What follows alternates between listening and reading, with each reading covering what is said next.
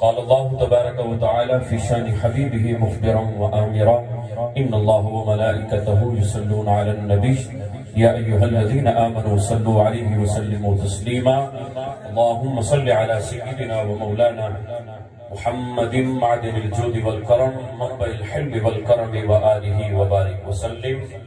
बंदे परवरदिगारम उम्मत अहमद नबी दोस्त दारे चार यारम ताब औलाद अली मजहब हनफी दारम मिल्लत हजरत खलील खाके पाए गौसे आजम जेर साया हर वली सिद्दीक अक्स हुस्ने कमाले मोहम्मदस्त फारूक जिल्ले जाहो जलाले मोहम्मदस्त उस्मान जियाए शमाए जमाले मोहम्मदस्त हैदर बहार बागे हिसाले मोहम्मदस्त गौसे आजम दरमियाने औलिया गौसे आजम दरमियाने औलिया चू मोहम्मद दरमियाने अंबिया।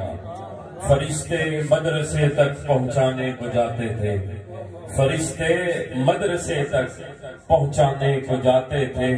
ये दरबारे इलाही में है रुतबा गौसे आजम, ये दरबारे इलाही में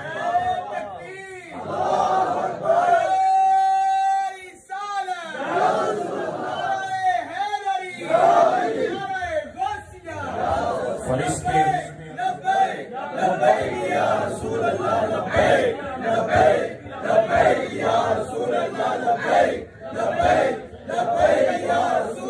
ताजदारे खत्म नबुव्वत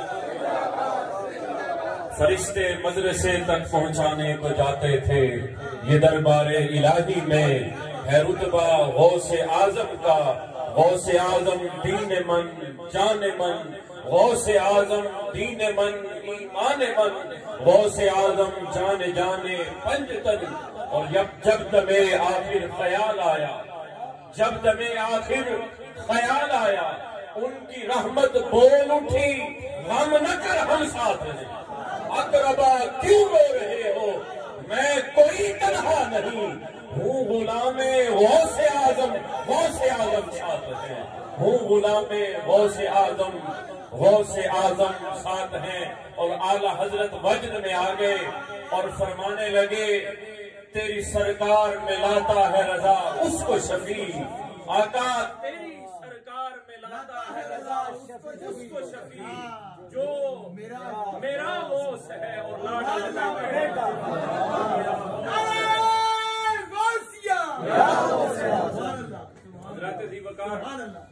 गौसुल आजम रज़ी अल्लाह ताला अन्हो अल्लाह अज़्ज़ व जल की तरफ से वो इनाम याफ्ता शख्सियत हैं कि जिनको अल्लाह अज़्ज़ व जल ने वो अजमतें अता फरमाई कि आपके नसब मुबारक पर अगर गौर कर लिया जाए तो इंसान को बात समझ आ जाए कि आप वालिद की तरफ से हसनी सैयद हैं, आप अपनी वालिदा माजिदा की तरफ से हुसैनी सैयद हैं। और आपके वालिदैन करीमैन जो नुफूस कुदसिया थी, इन जैसी हस्तियों की मिसाल आज तक नहीं मिलती। हुज़ूर गौसुल आज़म को इस तरबियत में परवान चढ़ाया गया और गौसुल आज़म से जब पूछा गया हजरत आपको कब पता चला कि आप अल्लाह के वली हैं, तो आप फरमाते हैं मेरा बचपना था, मैं मदरसे पढ़ने जाया करता था तो मैं क्या देखता था, मेरे आगे बच्चे हुआ करते थे, वो जब मैं बाहर निकलता तो इतने में बच्चे जगह छोड़ते जाते थे और मुझे रास्ता देते जाते थे। फिर मैं गैब से एक आवाज आ रही होती थी, बच्चों रास्ता छोड़ दो, तुम्हें पता नहीं अल्लाह का वली अब्दुल कादिर फरिश्ते मदरसे तक पहुंचाने को जाते थे। ये दरबारे इलाही में है रुतबा गौसे आजम का। और हजरात जी वकार जरा गौर कीजिए, गौसे आजम की वालिदा ने जो फिर तरबियत की, आज हमारे अंदर तरबियत की कमी है। आज हम नाम लेवा हैं, गौसे आजम की 11वीं भी पकाते हैं, लेकिन हम तालीमात भी भूल चुके हैं। तो असल बात जो है अमल से जिंदगी बनती है, जन्नत भी जहन्नम भी। ये खाकी अपनी फितरत में न नूरी है न नारी है, हमें तरबियत पर भी गौर करना चाहिए। गौसुल आजम जब मदरसे आप जब तालीम हासिल करने जाते हैं, वालिदा आपको नसीहत करती है, बेटा तुम्हारे बाप की विरासत में 80 दिनार है, 40 दिनार तुम्हें और 40 दिनार तुम्हारे भाई को दे रही है। फरमाया कि आप पढ़ने जाएं तो 40 दिनार कमीज में सी दिए वालदा ने साथ साथ तरबियत की, फरमाया बेटा गौसुल आजम अब्दुल कादिर याद रखना, तुम सैयद होते हो, इस नसब पर कभी दाग ना आने देना। तुम्हारी माँ की ये नसीहत है कि कभी कोई झूठ नहीं बोलना। अब्दुल कादिर थे, माँ से वादा किया, माँ वादा करता हूँ कभी झूठ नहीं बोलूंगा। रास्ते में फरमाते हैं डाका हुआ, चोरों ने हमला किया, हमारा काफिला लूट लिया गया, हर किसी से माल वो ले गए। इतने में मैं बच्चा था, मेरे पास से जब एक चोर गुजरा और जाते जाते उसने पूछा तुम्हारे पास भी कुछ है लड़के? तो आपने उस चलने वाले को जवाब दिया हाँ मेरे पास भी 40 दिनार है। उसने सुनी अनसुनी कर दी कि ये बच्चा इसके पास कहाँ होंगे। फिर वो अपने मालिक के पास जाता है, सरदार के पास, और जाकर कहता है कि एक बच्चा है, वो कहता है मेरे पास भी 40 दिनार है। वो सरदार कहता है जाओ उसको बुलाओ।